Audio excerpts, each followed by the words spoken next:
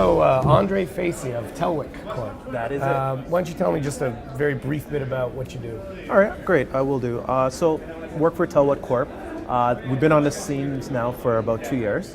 What Tellwut is essentially, it's a social networking platform of 200,000 members. 50,000 of these members are in Canada, 150,000 are in the US, and we're growing. And essentially what we are is a social networking platform that leverages online market research. And we also have a survey, online survey tool as well that we use for those services as well.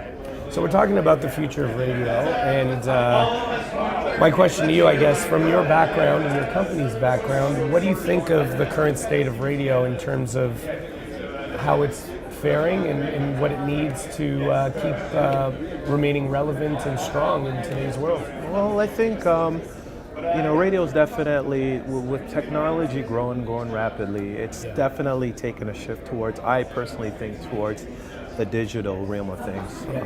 And online, and especially with a younger demographic being online. I think it definitely, it's starting to become more relevant and have more of a presence in the online environment. I think with respect to insights, what a company like Tellwut can do is it will be able to provide radio clients with insights on who their demographic is and why are they leveraging more towards the online medium as opposed to your traditional radio or car radio.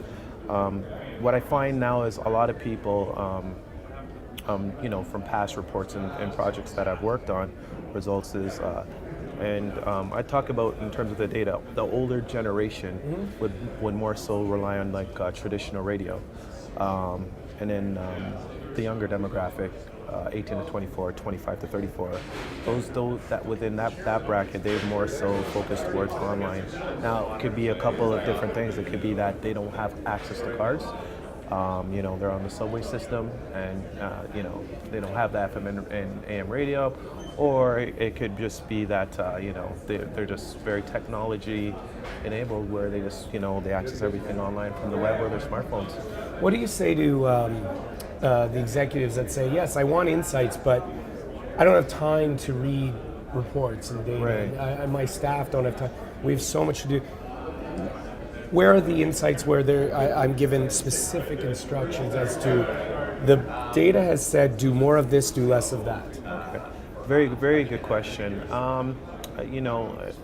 With how things are moving at a rapid pace nowadays with regards to research, a lot of people need the answer right there, instantly.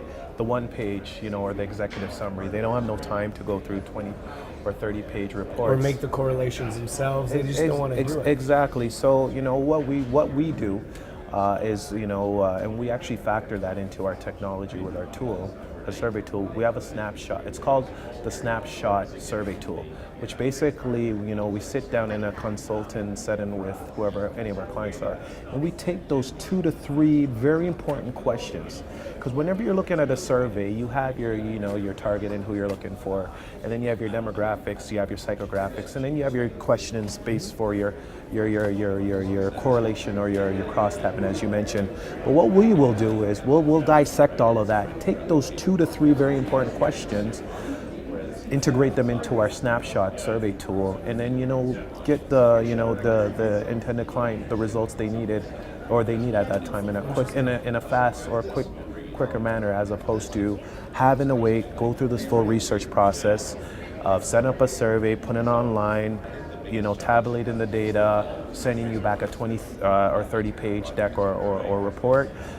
Sitting down, getting those 2 to 3 very important critical questions, integrating them in our system, and providing you with a snapshot tool where you could effectively get all the results you need in a quick manner, pertaining to radio. Where would you suggest radio do this type of research? Where do they find the answers to separate what's going to be beneficial from the pretenders? Couple of things. There's for quick and effective research, you could also tap into access communities. These communities are fairly representative of the national population. These communities are, from a budgetary standpoint and a pricing strategy, they're very competitively priced. So you could actually, formulate a research project at a decent coin, and get the insights that you need. So I'd say definitely that way, or maybe even just do a focus group. Have that type of a setting where you have whether it be credible or qualified people within a setting, and then you go from there.